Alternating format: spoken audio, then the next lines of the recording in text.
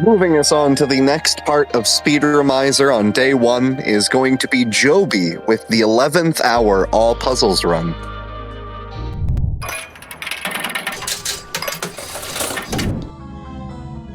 Hello, I'm Jobee. Yes, like you said, I'm speedrunning the 11th hour, which is a point-and-click horror puzzle game from 1995. I'm so glad to be here doing Speedromizer. I was very interested in this idea of like playing a whole new game, and I knew I'd have to get a little bit out of my comfort zone, but this is way out of my comfort zone. But I found it to actually be a very, very interesting speedrun, and I'm very excited to show y'all.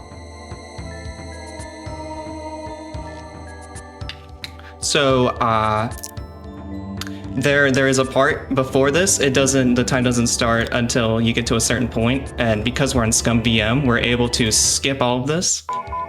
But the time starts when we do our first input. We are in a mansion. This is Stauf's mansion, and we are going to be completing many puzzles and riddles in here. Are we all ready to start? Can I do a countdown? Heck yeah. All right. 3, 2, 1, go. All right, good luck. Okay, so Jobee is going to take us through the Mansion of the 11th Hour, which is the sequel to The Seventh Guest that came out in 1993. Similar to the original game, every room has a puzzle. These puzzles are notoriously difficult to figure out casually, and therefore even more satisfying to breeze through like Jobee is doing right now. Additionally to the puzzles in each room, there are cryptic crossword clues, basically, that you have to follow. So the solution to those will be items in rooms, and you have to solve the puzzle in the room first in order to access the item. In this one, we need to swap the positions of those 4 knights. It looks easy, but it's super deceptive because you have an enormous amount of restrictions based on the size of the board. That was optimal, very, very nice. Up next here, for example, the cryptic clue was a heart attack can put you into the ground. So you need to attack the word heart. So an anagram of heart would be earth, and that's why the solution is the globe here. Now we come to the run killer, basically, when we're grinding. This is the mousetrap. We have a reset strategy here. So we are resetting until we see a pattern that we are happy with. And then we attempt that. We then have like a good chance that it's going to work. It's not guaranteed. But yeah, there we go. He's got it. That was really quick. Very nice. Okay. Up next, we will be running all throughout the house, unlocking rooms, unlocking puzzles. And up next is a art puzzle that we're going to play against Stauf. So Stauf is the antagonist. Oh, I'm going to quiet here. Very nice.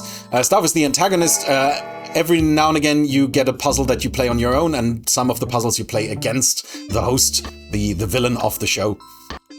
And you will see many of those coming up. We are now going... Now, this is a bit of a mean one, because this is the one time that you actually have to use the same object twice as a solution to a puzzle. Here, for example, animal sullied street. So you have to anagram the word street to get setter, which is the Irish setter, which is in the picture behind us. Very nice. Now we have a large substitution cipher, which even has a typo, so that is very annoying. Followed by another one. Here you can, for example, see the solution to this one would be straight razor, which is the straight razor that's lying on that bathtub there. So we can't directly collect it. We first have to solve the puzzle in this room in order to unlock this, where we need to swap the positions of these spiders. And immediately, well done, very nice. Fruit loop on a stove, that's a nice one. Stove is a range. A loop is an O, so it's O range, it's the orange in this room. Now we come to the second run killer, which is this mirror puzzle, which has RNG, and I'm going to give you focus time for this. Yeah, absolutely. We've decided this is the one part in the run where both of us are going to be a little quiet, because this is definitely, I would say, the hardest puzzle out of all of them.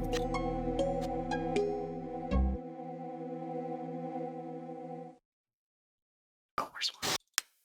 Oh, we don't have one. Yeah, one of them is missing, obviously, and that was that one. So we need to go 4, and that would be that one, 4, 5, 9. Okay. Need to split these 2, and that's good. And 3 and 5, 6.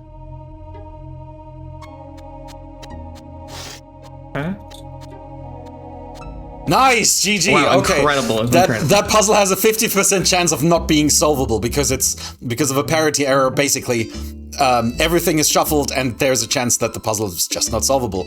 And so what we do is we solve the puzzle as good as we can, and then when we notice that it's not solvable, we reset. But that was brilliant, very nicely done.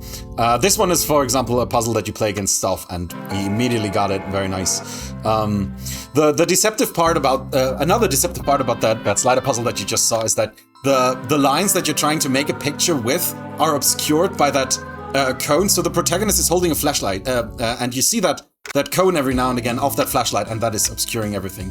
Right, this is the train puzzle. We're trying to spell the word Stauf, the name of our host, from the letters of the word Faust. If you have any announcements, now would be a good time. It seems like we're pretty standard right now. So we'll just keep continuing on there. You guys are doing an amazing job. Keep it up. All right, cool. So for this one, the way this works is basically we're working this backwards. So we set the letters of the word in from behind. So Stauf ends in an F. So the first thing we do is put the F at the end, and that is fairly straightforward. The next one to get the U is a bit more tricky and a bit counterintuitive, that you have to start with putting another letter next to the F first. But that is, as far as we know, the fastest way of doing that. So also, to me personally, this is the puzzle with the best music in the game. Like, I just really love this one.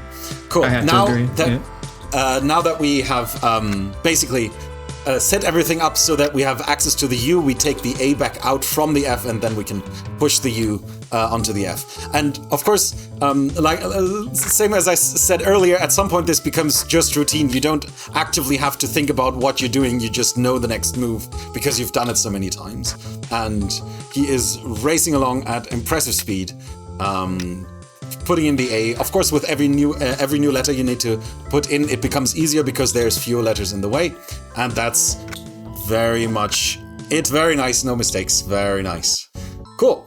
Light piece from Great Orchestra. So Great Orchestra has T-O-R-C-H, torch in the middle. So the solution to that one is torch.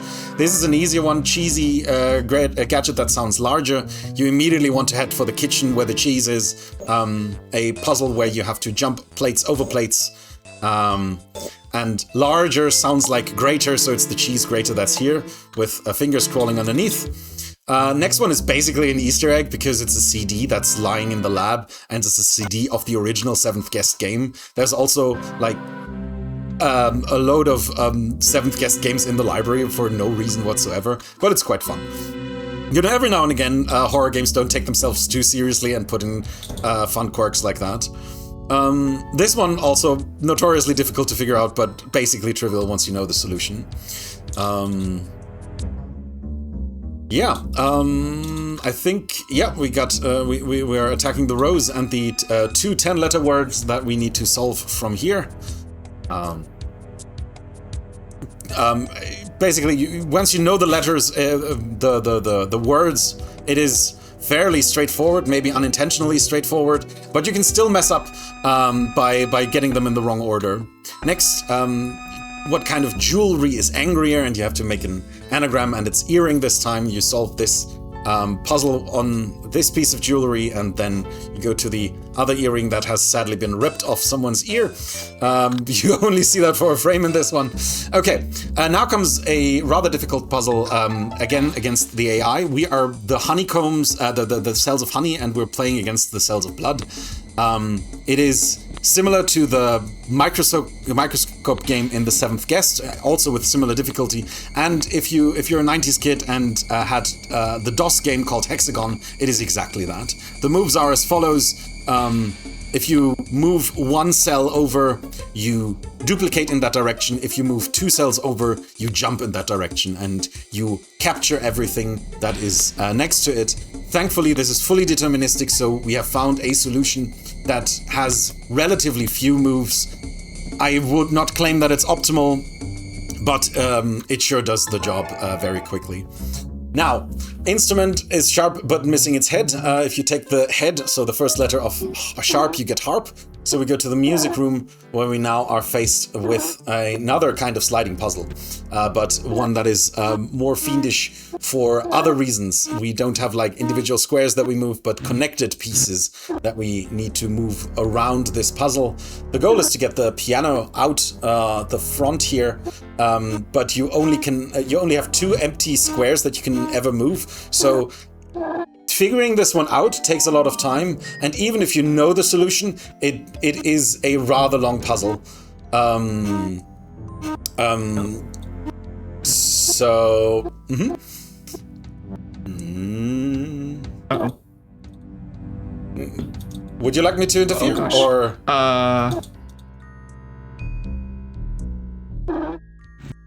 See if I can remember it. Oh yeah, help me. I forgot. All right, oh my gosh. Piano down.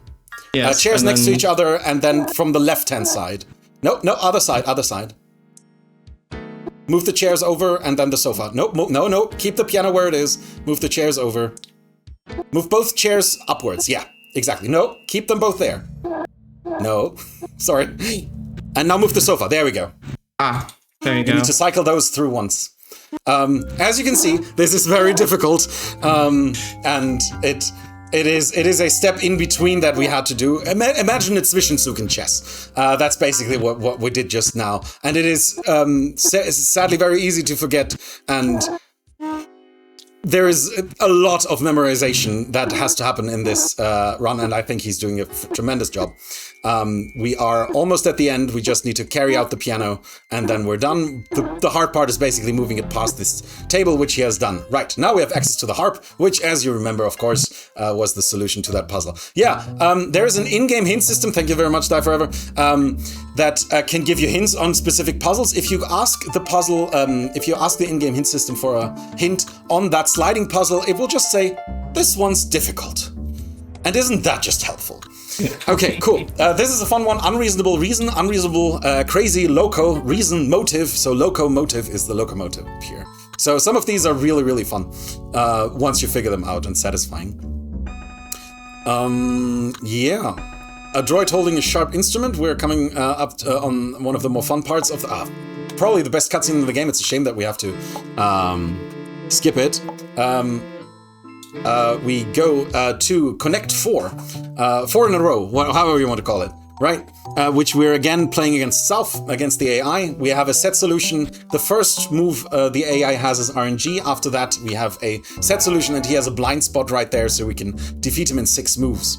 Up next, drink left at sea. That's also, I think, a very fun one. So the left side of the boat is the port, and so a glass of port wine is the drink that is left at sea. Cool. Now, this is a bishop puzzle. If you've played the original 7th Guest, you will notice, hey, there was a bishop's puzzle in the 7th Guest, but it involved like 8 bishops, and this one has 4. And isn't it the exact same puzzle? Yes, it is. This is basically 50% of the original bishop's puzzle. They just recycled that for whatever reason. But it's maybe difficulty-wise a little nicer. But I mean, if you're this far into the game, you probably know what you're doing, right? Inkstand, is the solution to this one. The word clue for that one is really nice. Okay, we're coming up on endgame. One final puzzle, which is the Penta puzzle, where you have to place 5 pieces in a row, which is notoriously difficult. But again, the AI has a blind spot. End coming up in 3, 2, 1. And that's time. Yeah. Awesome. Really nicely done. Awesome. Yeah. Except for that hiccup. Yeah, except for that hiccup with furniture, that made me feel silly. I must have made a wrong move there somewhere. But that happens. That was only 16 seconds slower than my PB. It was 20 seconds ahead until furniture. Nice. That's still very incredible work. Thank you. I was saying earlier, I really am like surprised by how much I enjoyed this speed run.